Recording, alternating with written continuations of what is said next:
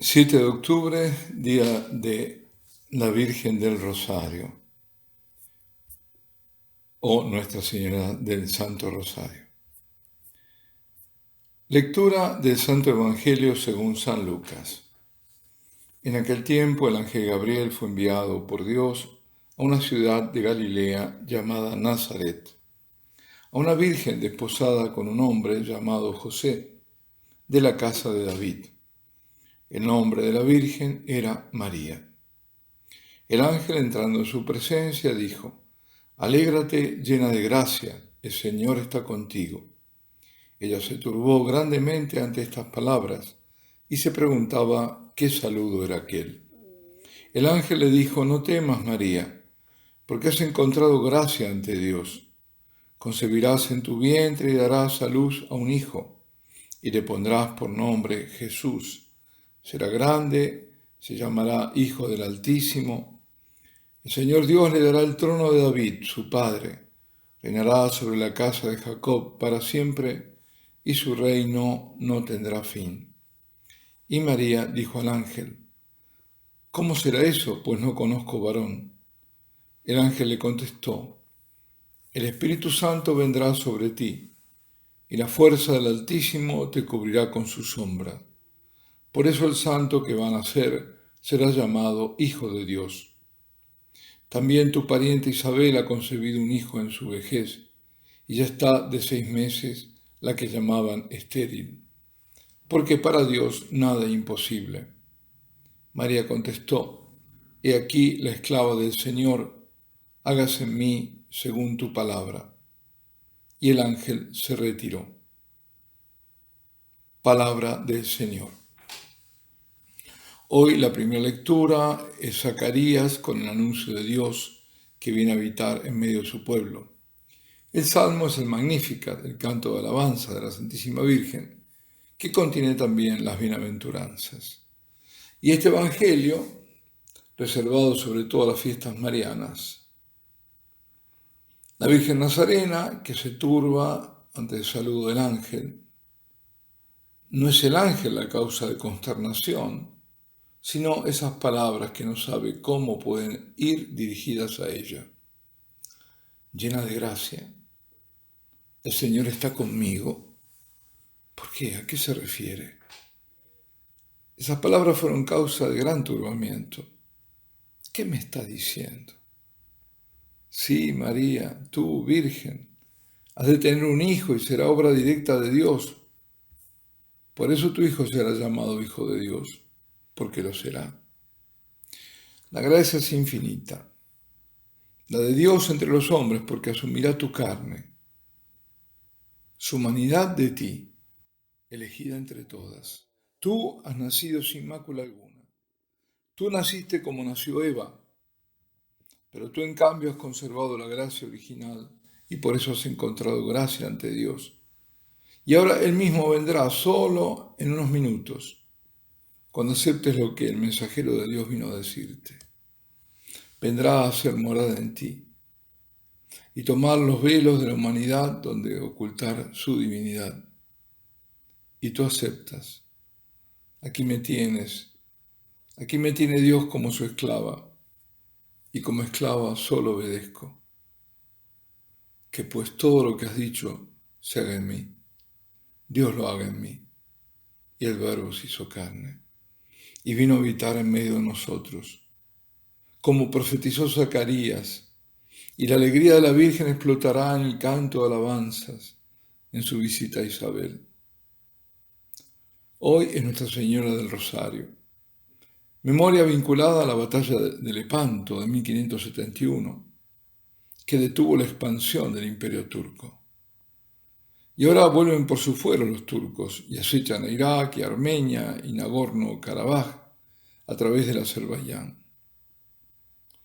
También amenazan a Grecia, hoy, en estos días, en este tiempo, los musulmanes pacifistas.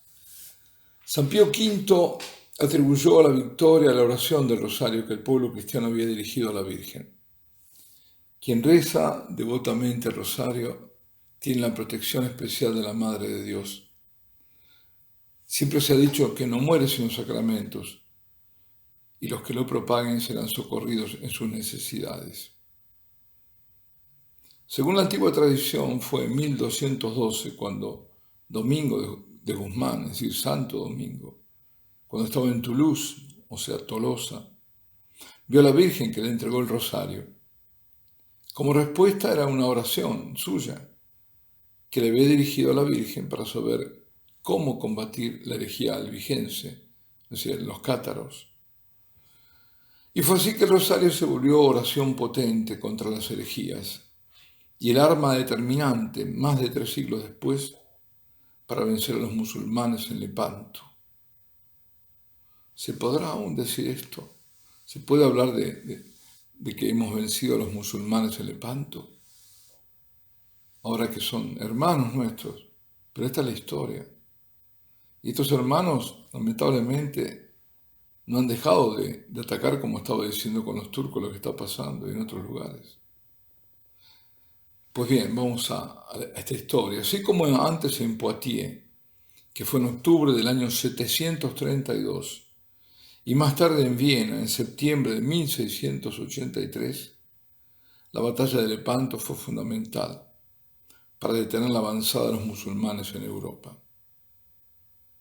Bueno, también habría que recordar a Pelayo, ¿no? Y la Virgen de Covadonga. Bueno, una avanzada que ahora se hace por otros medios.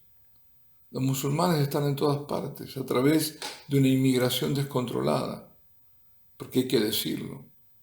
Incluso antes de verse en mayoría relativa en un lugar, en Europa, comienzan a establecer sus leyes, la Sharia.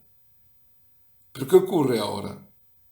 Que se alienta la inmigración en modo irresponsable y no hay contención cristiana, que eso es lo más terrible, porque Jesucristo ha sido desalojado de estas sociedades que eran cristianas y parecería que para algunos en la iglesia no es el único Salvador.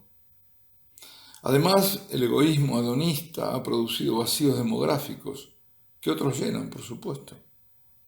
Pues bien, ¿y todo esto qué es? Es la pérdida de Cristo, de la fe. Todo esto. Esta es la gran cosa de la cual hay que hablar y que hay que reparar. Bueno, volviendo a las 3 victorias de Poitiers, Lepanto y Viena. Las 3, además del valor de los combatientes, son imputadas estas 3 victorias a la intervención divina. La batalla naval en el Golfo de Lepanto se desarrolló en el curso de la Guerra de Chipre. Estamos en el 7 de octubre de 1571. Las flotas musulmanas del Imperio Turco chocan con las cristianas de la Liga Santa, que reúne fuerzas de la República de Venecia, del Imperio Español con el Reino de Nápoles y Sicilia también, del Estado Pontificio, de la República de Génova, de los Caballeros de Malta, del Ducado de Saboya, del Gran Ducado de Toscana y el Ducado de Urbino, todas bajo las insignias pontificias.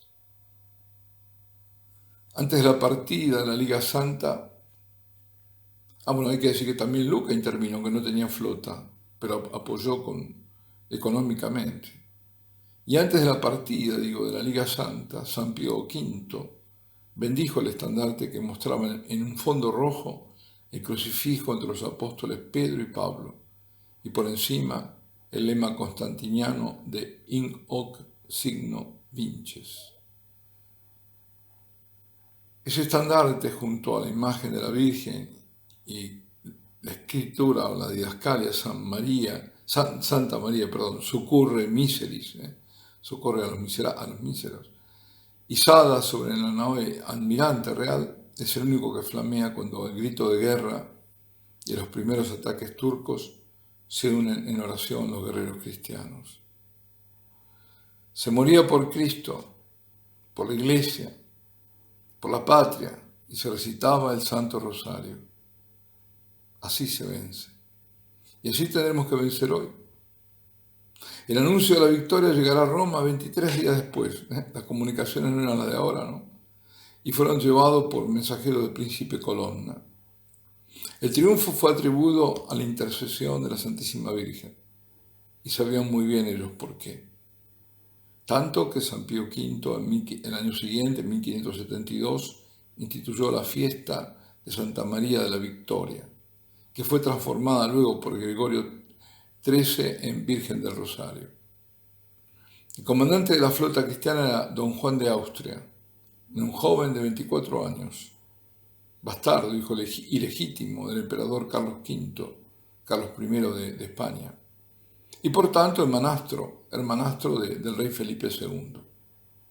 Al flanco de su nave real estaban la capitana de Sebastián Benier, que era el capitán general veneciano, la nave capitana de su santidad de Marco Antonio Colonna, almirante pontificio, la nave capitana de Ettore Spinola, capitán general genovés, la nave capitana de Andrea Provana, capitán general de Ligny, piamontés, la nave almirante Victoria del prior Pietro Giustiniani, que era el capitán general de los Caballeros de Malta.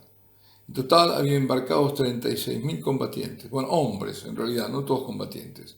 Había soldados, había aventureros, había marineros y había más de 200 galeras y galeotes, había varios también, y otras naves. El comandante supremo de los turcos era un tal Zande Ali Pasha, y los turcos tenían mejor artillería. Unas 200 galeras también tenían más galeotes, un número impreciso de corsarios.